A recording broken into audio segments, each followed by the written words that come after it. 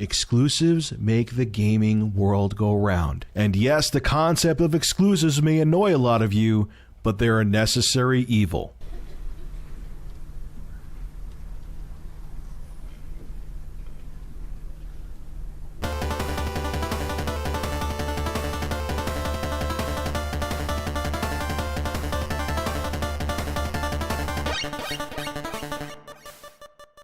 I personally love Rich of ReviewTechUsa.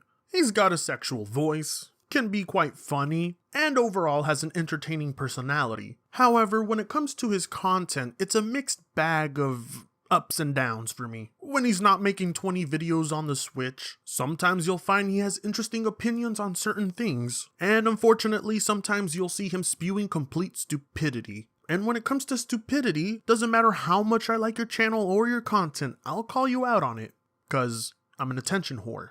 So this video, right here, it's short, so don't expect much.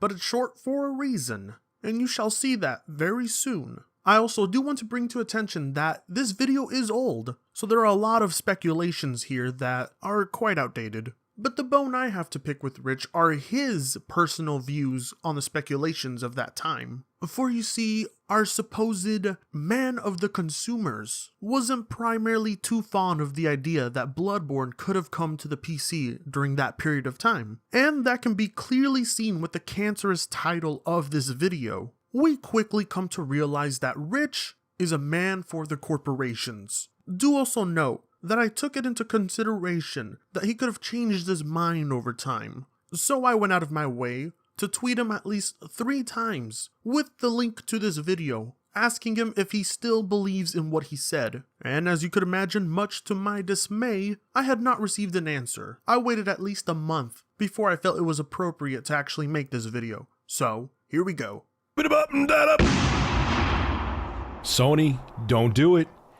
Don't fucking do it. You make From Software keep Bloodborne exclusive to the PS4. Great job, already proving that you're more for the corporation than the consumers. You didn't even try to hide it. And you do realize with that opening statement that you're advocating for Sony. You realize that, right? Sony, the company that raised the price of PlayStation Plus. Sony, the company that tried to trademark Let's Play. So there's a rumor going around, actually it's a tad bit more than a rumor, that Bloodborne, which is, at least for now, a PS4 exclusive, could be coming to PC, if you believe Amazon France. The Amazon France listing lists Bloodborne to be Windows 7 and Windows 8 compatible, and it says it's currently unavailable. Like I said, this video's old, so these rumors are proven to be false. But let's take this into consideration for a minute. When this rumor was floating around, channels such as Rich's here should have been embracing the idea of this possibility. But instead of doing so, he took it upon himself to go on the internet and actively encourage Sony to continue doing their anti-consumer practices. And the evidence for that is right here, on YouTube, on the internet, where everyone can see. And yet, 2 years later, people are still supporting this channel. The most backlash received from this were just some dislikes. I'm not saying people should have unsubbed from him in the masses, nor am I saying people should de-dox him or harass him for this, but this is the kind of shit that he should have been called out for by other YouTubers. For instance, where's Alpha Omega Sin? I thought he liked calling people out on their shit. Point being, it doesn't matter if you're good friends with a YouTuber or not. When stupidity is said, you need to call them out on it. Now, this could be a total mishap. This could be just a complete mistake on Amazon France's part, and the game is going to stay exclusive to the PlayStation 4. But haven't we been down this road before, folks? Oh yeah, the same thing kind of happened with Rise, Son of Rome. The same thing happened with Dead Rising 3, where there's a leak on a retail page like Amazon, and then the next thing you know, the game actually comes out for the platform. I have a feeling that's going to happen with Bloodborne. And that would have been awesome, right? That would have meant PC gamers wouldn't have to go out of their way to buy a $400 console to get their hands on a game as great as Bloodborne. I couldn't imagine a negative reception towards this idea. Who would be stupid enough to think that's a bad idea? And Sony, if you let this happen, you are idiots.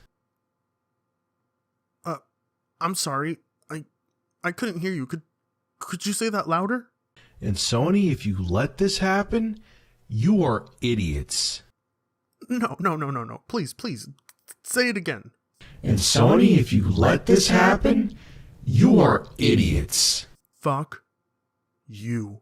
Now, I know when I talk about exclusives, I get people riled up because people say they can't stand exclusives. This is usually what I hear in the comment section. Rich, you're just such a fat retard exposed. Exclusives are an antiquated business model. Exclusives shouldn't even exist. All games should be for all platforms. Exposed. And when I talk about exclusives, that's all I hear all the time, what that rocket scientist just said. And there's many factors as to why you hear comments like that. As it's been said many times, exclusives only artificially bolster sales. It's not just the sheer fact that they're anti-consumer, but they're a dated and flawed tactic into shipping console units. As the current rise of PC gaming has shown, people will favor and move on to a platform that is better. Exclusives can only sustain a platform for so long. Microsoft sees this. There is a reason they're moving their exclusives over to the PC, and now to a lesser extent, even Sony is making the move. But you know what's funny is the same people who preach that in the comment section are the same ones that say, The 8th generation just sucks on my ass. All I need is a PC and a Wii U for Nintendo's exclusives, and that's it. Oh, wait, what do you need the Wii U for? The Nintendo's console for? You heard me, Captain Titsla. I need it for its exclusives. Fuck you, you have man tits that jiggle. Oh, you need a Nintendo console for its exclusives. You want to know why?